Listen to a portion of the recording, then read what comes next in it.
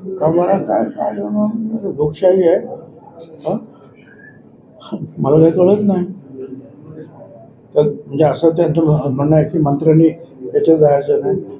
आता मला मग एक सांगा की आता हे सगळं संपल्यानंतर सुद्धा जरांगेच्या भेटीला मग विखे पाटील मंत्री कशाला जाऊ शकतात? त्यांना काय नाही सांगा तुम्ही मंत्री आहे, तुम्ही वर शांत राहा. आम्ही सुद्धा कुणाच्या विरुद्ध बोललो नव्हतो. आम्ही सांगितलं ठीक आहे, तुम्ही जर केलंच आहे ते तर आम्ही आता हायकोर्टाला चेक करू की बरोबर आहे का चूक आहे. आणि आम्हाला असं वाटतं की आमचं हे नुकसान आहे सगळ्यांचं मागासवर्गीयांचं. आणि मी कधी बोलायला लागलो त्याच्या विरुद्ध जरा की एवढं करून मी गप्प होतो, आपलं बघू काय होईल ते हायकोर्टात. पण तो जरा की माझं नाव घेऊन येवल्याचा अलिबाबा काय नाही काय काय नाही काय काय बोला, म्हणून मला त्याच्या विरुद्ध बोलावं लागलं. बाकी आम्ही मराठा समाजाच्या विरुद्ध मी नाही. मराठा समाजाला वेगळं आरक्षण द्यावं त्याप्रमाणे ते दिलेलं आहे. साहेब गणेश मला स्वतःला पर्सनली मला आणि माझ्या कुटुंबियांना त्याचा खूप आनंद आहे. कुंदा वहिनी म्हणजे राज ठाकरेंच्या मातोश्री आणि माझी मिसेस आणि अर्थात बाळासाहेबच्या पत्नीचा मासाहेब या सगळे मैत्रिणी होते आणि देवधर्मासाठी दरवर्षी त्या जायच्या 1-2 वेळा. आणि आज या ठाकरे कुटुंबियामध्ये सर्वात श्रेष्ठ व्यक्ती ह्या कुंदावहिनी आहेत, सगळ्यात ज्येष्ठ व्यक्ती.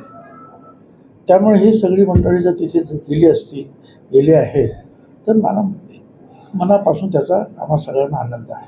कोल्हापुरामध्ये अजित पवार यांच्या पक्षाची युती करण्याची घोषणा झाली असून शिंदेंना भाजपचा हा धक्का मानला जात आहे. स्थानिक भाजप आमदार किसन कथोरे व शिवसेनेचे शरद वामन म्हात्रे यांच्यामध्ये सध्या शाब्दिक युद्ध रंगल्याचं चित्र दिसत आहे. मी सगळं ते वर्तमानपत्रातून वाचतो. आणि परंतु एक आहे की आता ठिकठिकाणी ह्या सगळ्या गोष्टी होणार आहेत. सगळ्याच ठिकाणी तिन्ही पक्षाच्या एकत्रित तिन्ही पक्षाची युती होईलच असं नाही. आता मुख्यमंत्र्यांनी सुद्धा सांगितलं की तिथले कार्यकर्ते तिथली लोकल परिस्थिती हे सगळं पाहून लोकल लोक जे आहेत तो निर्णय घेतील. तर त्याप्रमाणे काही ठिकाणी निर्णय होतो. काही ठिकाणी असं होऊ शकेल की राष्ट्रवादी आणि शिंदेची युती होईल आणि भाजप बाजूला राहील. काही ठिकाणी असं होईल की भाजप शिवसेना होईल आणि आम्ही बाजूला राहू. ह्या सगळ्या गोष्टी होणार आहेत त्याच्यापुढे. नाही एक तर मग त्या विधानाशी आम्ही सहमत नाही, ते फार चुकीचं विधान आहे. अशी विचार करणं आणि ते काय म्हणतात ना, एखाद्याने एक चूक केली म्हणून दुसऱ्याने दुसरी चूक करायलाच पाहिजे अशातला काही भाग नाही. त्यामुळे आपण ज्यावेळेला फुले शाहू आंबेडकरांच्या मार्गाने जातो आहे आपला पक्ष असं म्हणतो त्यावेळेला हे आपल्याला शोभत नाही. परंतु त्या बाबतीमध्ये अध्यक्ष जे आहेत अजितदादा पवार स्वतः लक्ष घालत आहेत. एक प्रकारे अजितदादांना ते डावलण्याचा प्रयत्न करतात. मला काय माहित नाही कशाकडे डावलते. सूचना देऊन आणि नोटीस काढूनही ते वारंवार ते वक्तव्य करतात. अजितदादा निर्णय घेतील. त्याच्या पक्ष आहेत, त्याच्या पक्ष पाहिजे काय करायचं असेल. साहेब असं आहे की ज्या काही तुम्हाला विधानं करायची त्याच्यामुळे पक्षाचा फायदा झाला पाहिजे, नुकसान होता कामा नये याची काळजी आपण सगळ्यांनीच घ्यायला पाहिजे, सर्वच पक्षांनी घ्यायला पाहिजे. त्यानंतर माझी शाळावर देखील आता लाल शेरा पडलेला आहे. हे पण आनंदाच्या शेजातच जरी यावर्षी जरी अडचणीचं असतं, कारण तुम्हाला कल्पना आहे आता म्हणजे लाडली बहीण लाडकी बहीण 45,000 कोटी आपले ठेवले बाजू ते वेगळे. परंतु यावेळेला आपल्या शेतकऱ्यांवर जी आसमानी सुलतानी कोसळली त्याच्यामुळे 32,000 कोटी रुपये आपल्याला वाटावे लागतात.